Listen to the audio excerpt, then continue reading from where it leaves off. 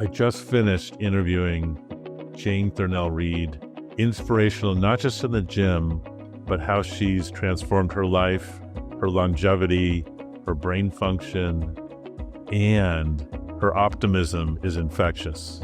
Enjoy. Peace in plants.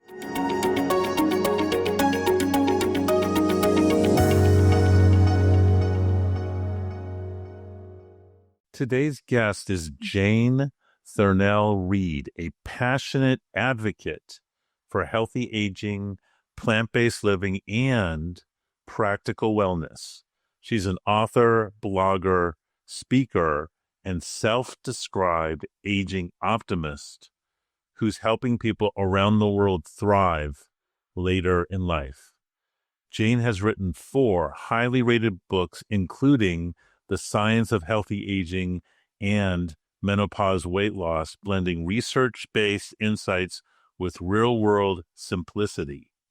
Through her website, YouTube channel, and thriving social platforms, she empowers people to take charge of their own health, no matter their age or income. Whether you're worried about brain fog, Alzheimer's, or simply want to feel better in your 50s, 60s, 70s, and beyond, Jane brings refreshing honesty, warmth, and a toolbox of science-based tips. Thanks again for joining us on Alzheimer's Breakthrough. And is it really possible to age without decline? Today's guest says yes, and she's living proof. If you're worried about memory loss, brain fog, or Alzheimer's, don't miss this conversation on the everyday habits that actually protect your brain. Welcome, Jane. Thank you very much. It's wonderful to be here. Awesome. So explain to us the brain. Should we be worried as we get older? And what has your approach been? Okay, I think it's clear that we do deteriorate as we get older, physically, mentally, and so on. But it's the rate of deterioration that we can influence massively. And, I'm one of the things I always say is I'm curious. I'm curious about how long I can live, obviously, but I'm also curious about how long I can live without taking any medication, which is, I'm now 77, and that's quite rare at my age to be not taking any medication on an ongoing basis. I'm just curious about how well I can stay and how long and how strong I can be. I love going to the gym, so I'm interested in how strong I can be as well. That's awesome. And not to sound too macabre, but have you picked out an age like, hey, I want to live to 100 or 120 or? For some reason, I've decided 98. Okay.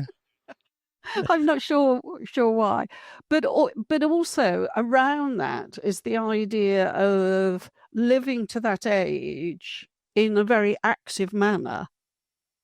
I don't want to be sitting in a nursing home. I don't want to be dependent on people. I guess I may be more dependent than I am now, but generally I want to go on having agency in my life and being active and enthusiastic about life like I am now. That makes sense. And you said no medication. What about supplements? Do you take any supplements? I do take some supplements. I'm vegan, plant-based whole food vegan. So I take vitamin B12. I take omega-3. Since the pandemic, I've been taking it called Immunovite in the UK. It's a proprietary mixture, and it's based on mushrooms and is very good for your immune system and fights infection and so on. So I take that as well. And then from time to time, I might take some vitamin C or something else. But those are the basic things I take regularly, yeah. Very cool. And in terms of your background, you said you're a physio. I'm assuming that's like physical therapy by history or? No, I'm not a physio at all. No. Oh, interesting. Okay. In terms of health, I also am a late developer. People tend to assume I've always been healthy. But in my 20s, I was drinking quarter to half a bottle of whiskey a day. I was smoking around 40 cigarettes a day. I kept on getting sore throats, and people in my office would go, "How can you smoke when you can't speak?" Because I'd be, hello. But I was smoking away. took no exercise and so on. And it wasn't until I was really, I guess, in my very late 20s when I started to change and gradually changed things.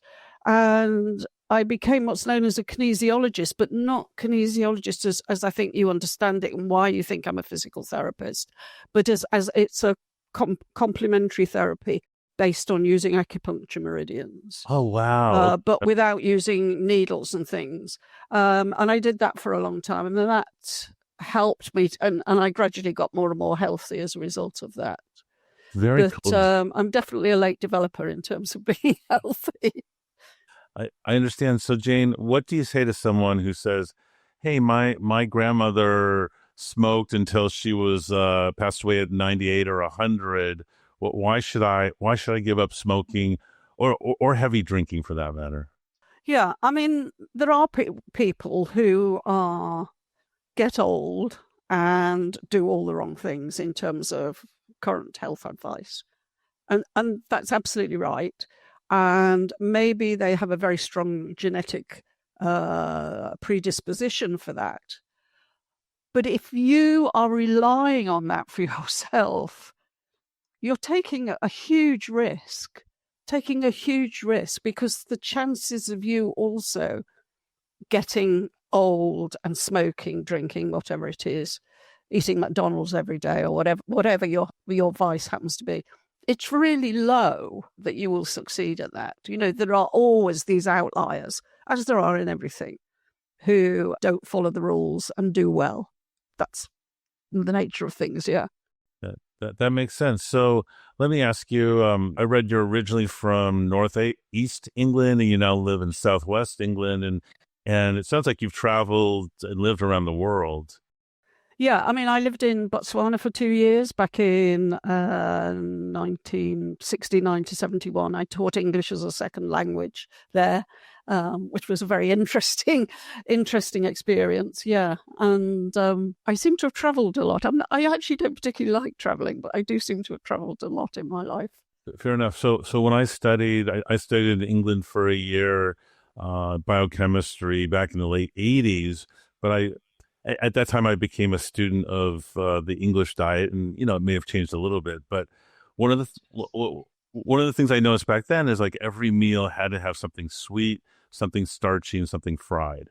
And my question to you is, I mean, in my opinion, that's not necessarily a recipe for longevity or brain health. How have you made that transition from kind of the diet that was basically given to you, and I'm assuming when you were younger?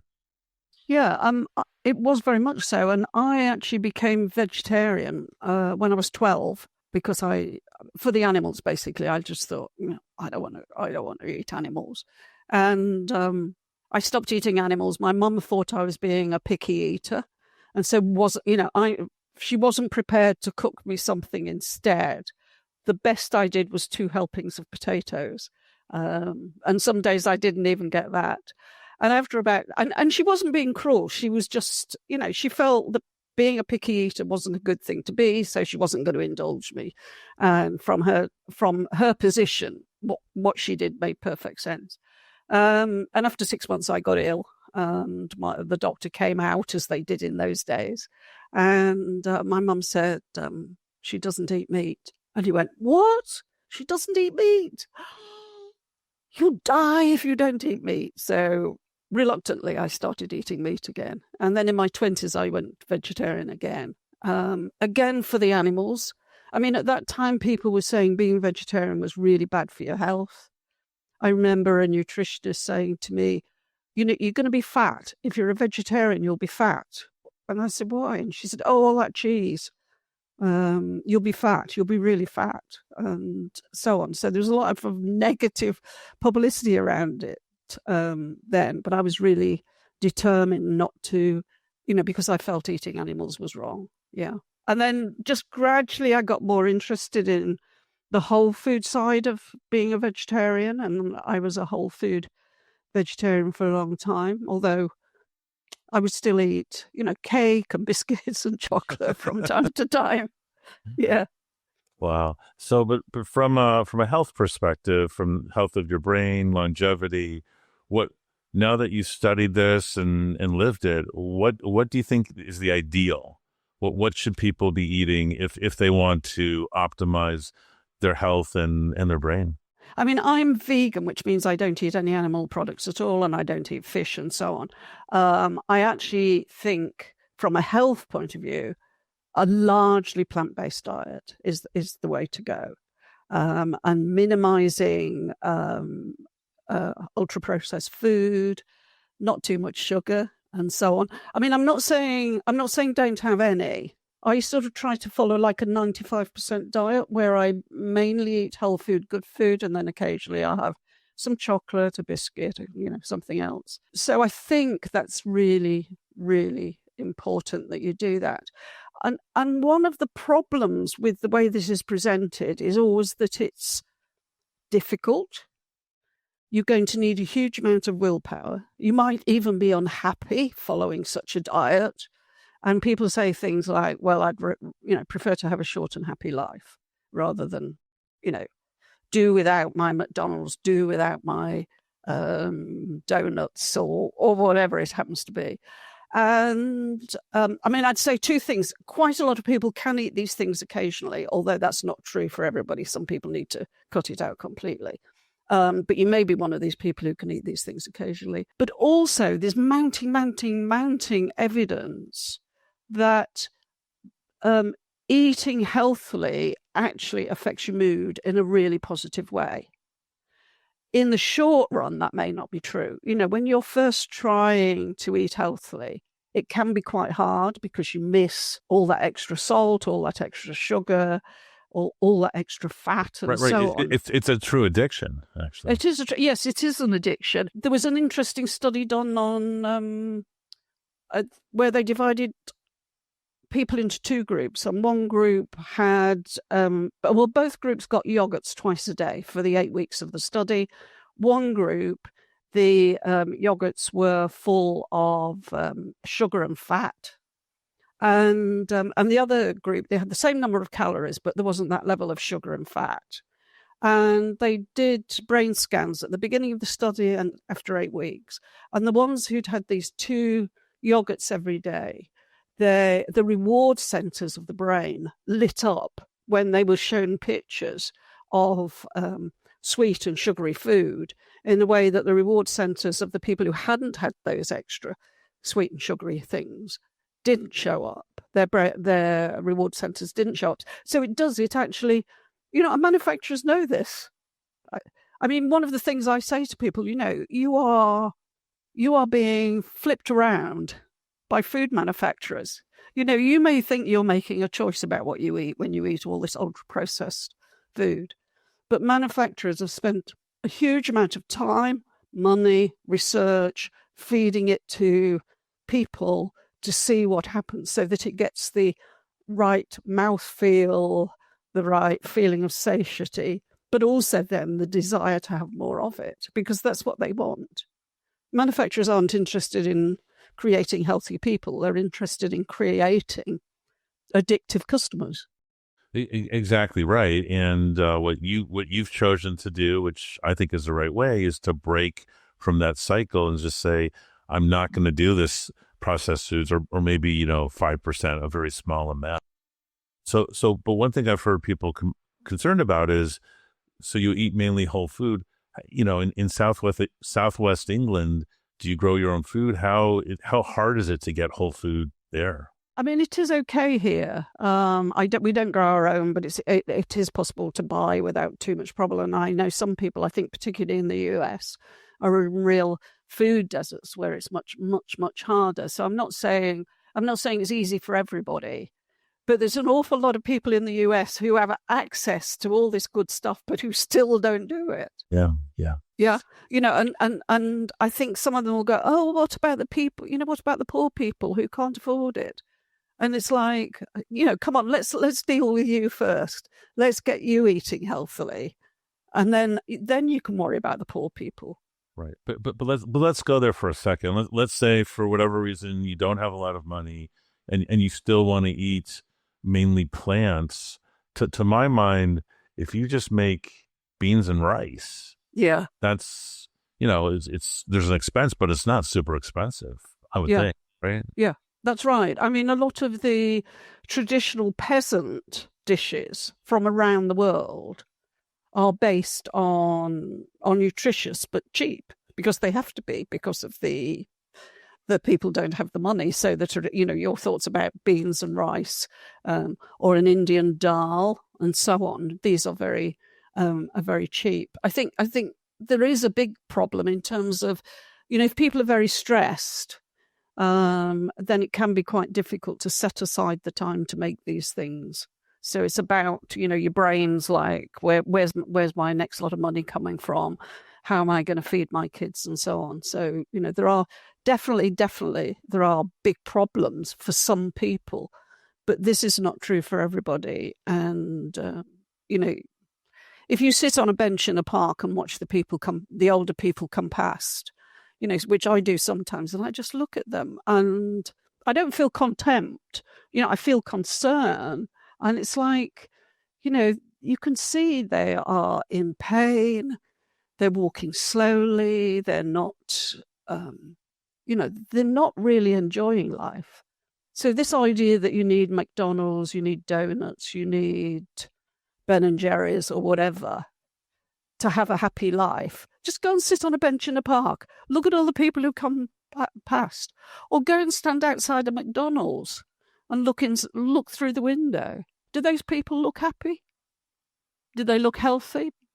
Some of them will, but a lot of them don't look like that. But the advertising tells us, we will be happy if we eat these things, whatever the manufacturer is wanting to promote. Yeah, and obviously there's been a huge change. I mean, these days, I know certainly in the United States, the average American is eating at least one fast food meal a day. Whereas I remember when I was growing up, say in the 1970s, it's like, yeah, we would go out to fast food as a special occasion, maybe once a month. I mean, it wasn't a daily event. Yeah, absolutely. I mean, what I read was that 60% of calories in the US in the average diet are now ultra-processed food. And in the UK, it's around 50%. We're following on behind you fast. Wow. And we know it's not healthy, and we know it doesn't make you happy. It makes you happy in the immediate moment of eating it. Right. But it doesn't make you happy. And one of the things, talking to people who've moved to a healthy diet, nearly all of them say the same thing. To begin with, it was hard, because I've got a sweet tooth, or I love fatty food, or I love salty food. To begin with, it was hard. But after a while, my palate had adjusted, and I no longer was looking for, that sort of food anymore. And it can take 2-3 months, but, it's worth persisting, because you'll end up healthier, and you'll almost certainly end up happier as well, because it affects your mood. 100%. I remember that was me a dozen years ago, like the first couple of weeks, bad headaches and things like that. Speaking of which, one of the things I found that actually is very helpful for people to get off of addictions, including food addictions, is fasting. Do you have any experience with fasting, or do you even do you skip breakfast sometimes? What is your style? No, I don't do fasting at all. I know it's very popular. I know that there's loads and loads of good research on it.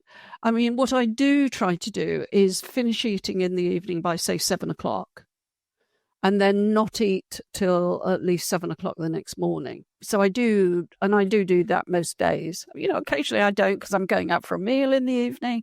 And if that's what's happening, then that's what's happening. And I don't beat myself up about it. But if I'm at home, I usually stop eating by 7, and then don't eat again until 7:00 the next morning. So, 12 hours is about the minimum. I mean, some of the research is saying 16 hours. I think for me, I feel really, really healthy. So the idea of going 16 hours without, I'm doing 12 hours and I'm doing fine. So I'm not sure I want to do 16 hours. Sure, but take me in your day, because I could tell I've seen your videos with you exercising, lifting some incredible weights. What time of day do you like to exercise, and do you eat before you exercise? Yeah, I do very much so. I use my bike as my main form of transport. So I normally bike around 40 to 50 miles a week. It's fairly flat where I am, so it's not particularly hard, but it's surprising, how I get in that 40 to 50 miles a week without really thinking about it. And I do it rain or shine. I've got winter waterproof gear, which I put on if it's wet and so on. So I do that. And then the other thing I do is I weight train at the gym 3 times a week, and at around 10 o'clock. So 10 o'clock Monday, Wednesday, Friday, I'm in the gym working out. And I eat before I go. Most mornings I have a smoothie, and I'm really lazy, so I use frozen fruit, frozen veggies, so I don't have to do any chopping. Just put it all in a pot, add some hot water to let it thaw a bit, and then I usually add some nuts and some sunflower seeds and whiz it all up. And I have that for breakfast. And then if I'm going to the gym, I usually have at least one round of toast with peanut butter and some marmalade on it, and then go to the gym. And then after the gym, I have a protein shake, which I find, when I didn't do that, it was taking me longer to recover. So I recover better when I do that. Beautiful. And then obviously the videos I watch of you in the gym, there's someone there, videoing you. But normally, do you go to the gym by yourself, or are you meeting people there? How does that work? Okay, so I actually have a personal trainer that I work with 3 times a week. I'm really fortunate, and it's my big expense in life. It's just, other people go on cruises and do, somebody said to me once, "Oh, you must be very wealthy to be able to do that." And I said, "Well, I'm not short of money, but it's you go on cruises 3 times a year. I actually spend the money you spend on those cruises, I spend on working with a personal trainer." I used to train on my own, but now I train with a personal trainer. And I love the gym. The gym I go to is very friendly. It's full of younger people, which for someone of my age is great, because a lot of people of my age are very much surrounded by other people of their own age. And as a group, we can be really, really boring, because a lot of older people are only interested in telling you about their health problems or about their grandchildren. And I can do that for like 5 minutes, 10 minutes, maybe max. And then it's like, let's go down to some talk about something interesting. Whereas if I go to the gym, people, "Oh, hello, Jane. How are you? How's your training going? Haven't seen you for a few days. Have you been away?" That sort of thing. So, and these are really young people, some of them 24, 25, 30s. So I really like being around that sort of energy, at least some of the time. That's awesome. But so it's great that you have a personal trainer, but to be clear, you don't need a personal trainer to start exercising, right? No. And I really recommend a website called HasFit, HASFIT.com, hasfit.com. It's run by a husband and wife, and they have something like 1,000 workouts on it that you can do at home. And they have workouts that you can do even if you don't have any weights, or, you can use a tin of beans or a water bottle or something like that. They do have ones where you're using dumbbells and so on. People say to me, "Oh, I don't have time to work out." I go, "Oh, you do, because on HouseFit, they've got 5-minute workouts. Don't tell me you can't afford 5 minutes." So they have 5-minute workouts, 10-minute workouts, 30, 40-minute workouts. They have workouts if you've got a bad back, if you've got neck pain, shoulder pain, and so on. They've got workouts if you're unable to stand to exercise. So they've got you can sit in a chair and do a workout. They're all free. They are a really nice couple. They're not intimidating. They're not over glamorous, in some amazing studio overlooking the ocean. It's not like that. You feel okay with them. You don't sort of switch on and go, "Oh my God." So I really recommend people to do something like HasFit. I say to people, you can do it in your PJs. You don't have to get dressed. You don't have to buy any sports equipment. Do it in your PJs. Use water bottles to start with. It doesn't cost anything. And start with some of the 5-minute or 10-minute procedures and work from there. Right. So I think you raised an important point, Jane, because I hear this frequently where, I'll tell people, hey, I want you to exercise because it's actually good for your brain. And they say, oh, I have a bad knee or a bad hip. So I understand if you have a bad knee or a bad hip, you're not necessarily going to be exercising that joint. But your point is that doesn't prevent you from exercising the rest of your body, right? That's right. And in fact, actually, sometimes, and you may need special guidance on this, but I remember once I fell off my bike and I hit my shoulder and an arm, and I got where I could barely move my, sort of moving to here was sore. And then as time went on, over the next couple of weeks, I was finding I could move it less and less and less because I wasn't using it at all. And, after a while, I was like, I'm going to be in a position where I can't move it, full stop. So I got a 2-pound dumbbell, really, really light. And I just held it and I just went to the position at which it just started to hurt and then went back. And I did this like 10 times, twice a day. And after 2 weeks, I was able to lift my arm right up again. But I hadn't gone, I'm going to do this. It was just like, okay, there's where it started to feel uncomfortable, so I'm going to stop. And, one of the US arthritis charities, for a while, I don't think they still do, had the strapline movement is medicine. That actually, you need to move. And there's really, really strong evidence now that if you've got a bad back, one of the best things you can do for it is exercise. And if you go to the HasFit site, there's exercises there for if you've got a bad back to strengthen your back and so on.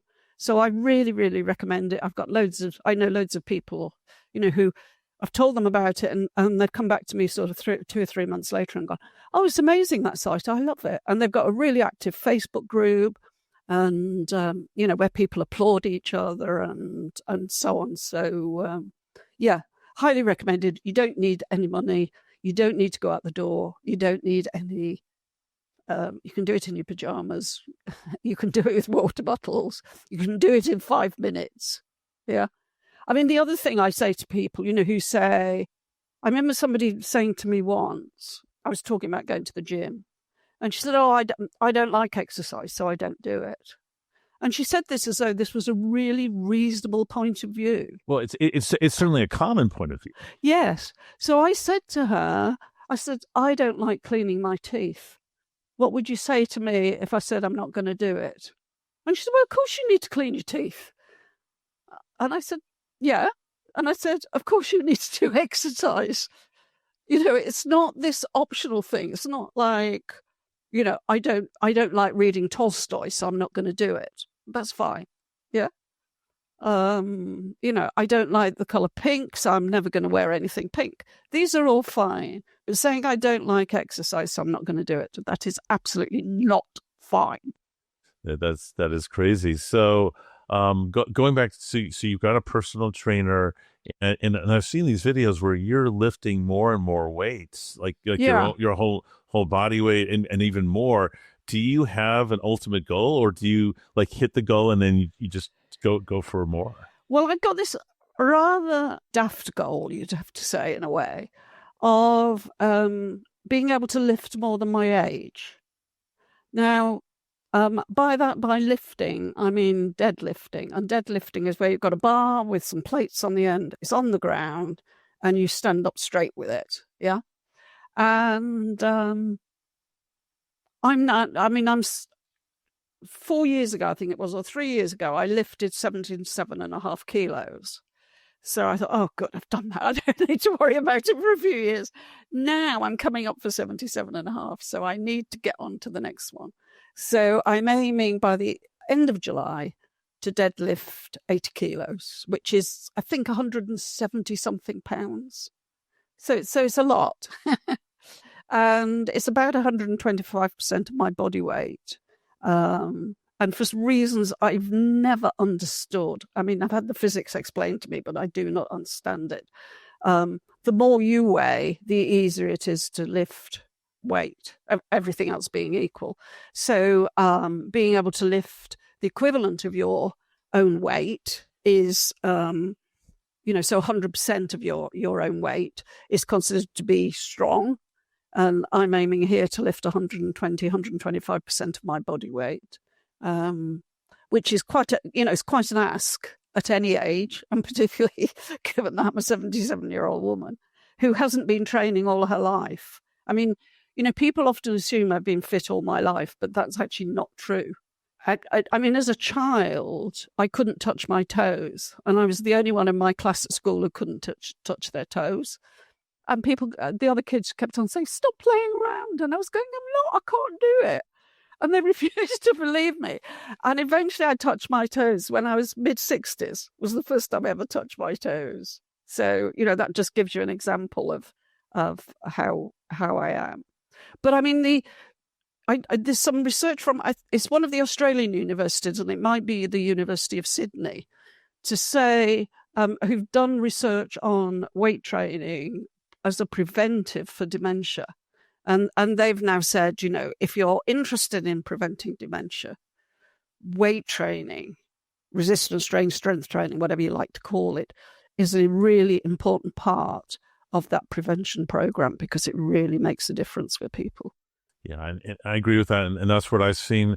And I'm curious, do you compete in competitions, or are you basically competing against yourself?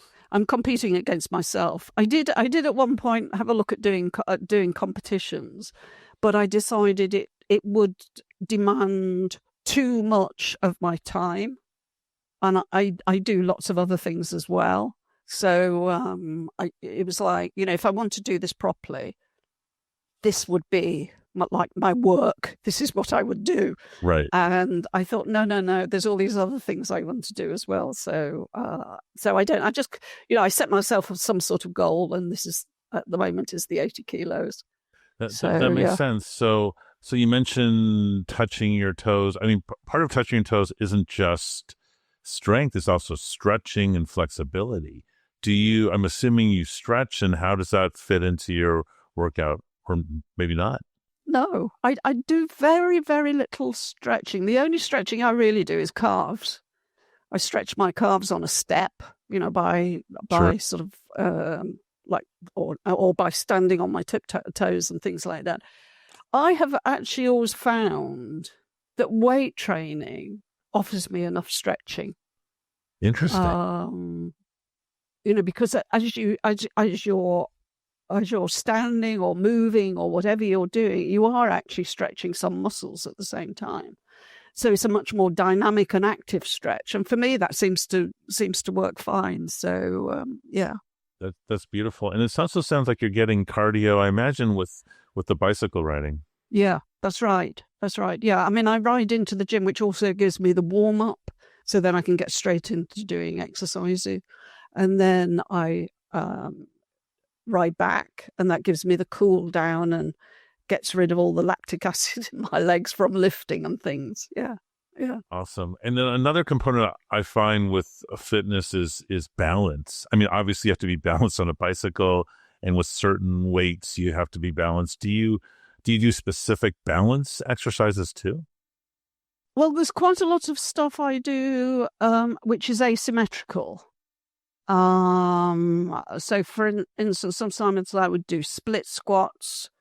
I'd sometimes do, I can't think of the name of it, single leg deadlifts, where your leg goes out the back and you lean down to the floor and you pick a weight up at the same time. So you're on one leg, basically, like a crane almost.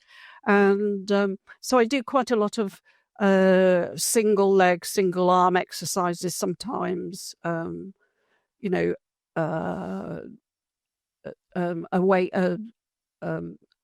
pushing a weight over my head and things like that. But maybe sometimes two sides, sometimes one side. Because if you're doing one side, then it means you've got to balance more, do core exercises and so on. It's really important. And I think, as you get older, balance is harder. That's the most.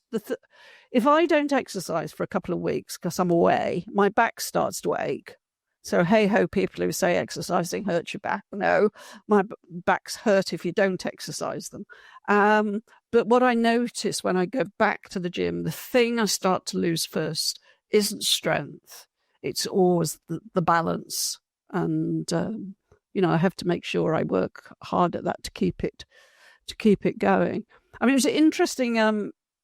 About 4 months ago, I fell off my bike because there'd been a lot of rain and there was standing water and there was a pothole that I didn't see and a curb. So I was like on the bike, and I actually got flung off the bike and I landed with this almighty thwack. And I sort of picked myself up very gingerly, thinking I must have broken something. And I landed on my shoulder and my elbow, and they were bleeding and really open. And I managed to get back on the bike and get home very gingerly. And my partner, when he saw me, he said, "Oh, we need to take you to get checked over." And I was, "No, I'm fine." He said, "No, we're going to take you to get checked over." So we went to this NHS walk-in clinic where you just go in and you wait to see a medic. And the medic spent ages and ages checking. And when she was doing my shoulder, she said, "Oh, there's a lot of little bones here that often get broken." And then she just went on. She just took ages. And then she looked at me and she said, "You don't appear to have broken anything." Obviously, really, really surprised. And I said, "I weight train." And she went, "Ah." Because when you weight train, not only you're building your muscles, you're also strengthening your bone. Yes. It was like, how she almost said, "How can you not have broken anything?" When she said, "You appear not to have broken anything." And then when I said I weight train, she said, "Oh, right, okay." So, I mean, hugely preventive for osteoporosis and stuff like that. And I mean, I know people, and I'm sure you do, who, stumble on a curb, end up falling, breaking a hip, ending up in hospital, and then often into a care home because they lose confidence and everything else and they can't manage. And it's a steep decline. And I'm very careless, so it's very good I've got a strong bounce, because the number of times I've fallen over for one reason or another because I'm in such a rush and not looking where I'm going. So, yeah. So I understand you're doing, it sounds like you're not perfect, but you're doing most everything right. Thinking back to your childhood or long-term friends, do you have any friends who haven't had the same approach to lifestyle, and what happened to them and their brains? Well, I mean, some of them have actually died, in their 60s or even younger. So, yeah. My brother, who didn't look after himself in the same way as I have, he's recently been diagnosed with dementia and Parkinson's. So, yeah, I mean, it's tough. I do feel that now I'm really being rewarded for the sort of 20 years of, when I've been the last 20 years or so when I've been looking after my health. And it makes you happy.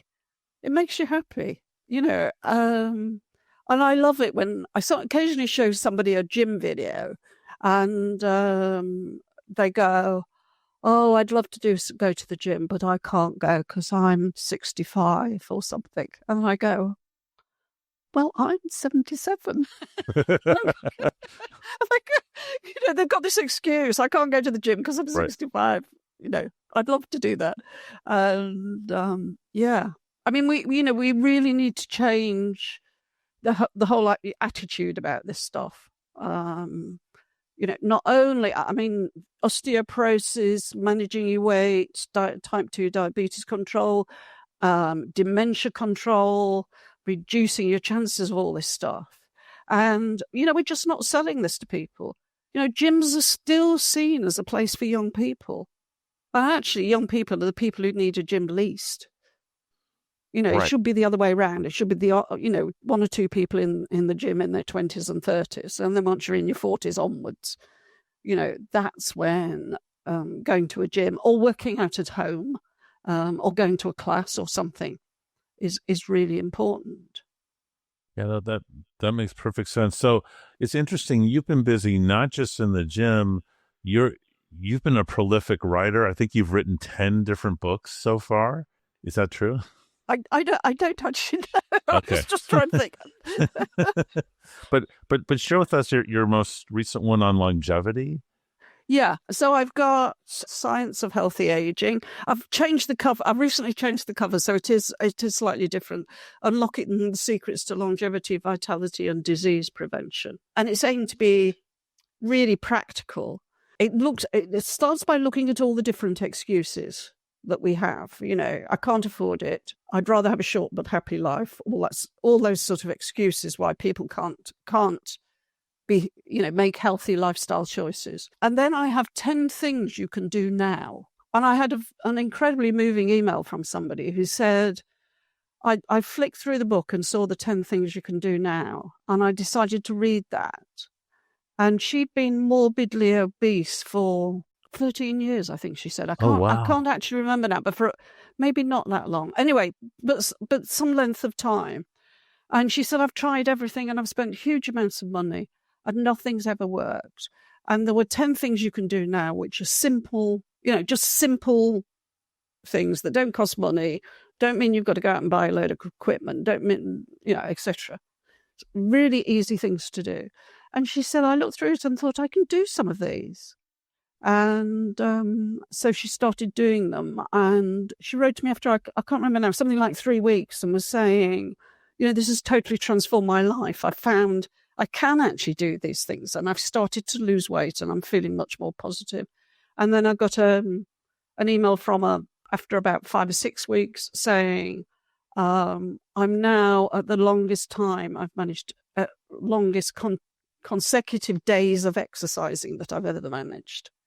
Wow. Because of reading the book. So, yeah, I'm a great believer in doing lots of small things and gradually building the momentum rather than, you can have a plan, a huge plan. And I think that's actually, for some people that works, but for a lot of people, it just becomes unmanageable, too difficult, too demanding.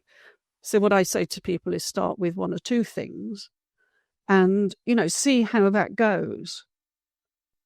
And, gradually, because if you start to have some success, you think, I do this. This is really easy. I don't have to think about it. I'm doing this every day and so on. So they build up what they're doing.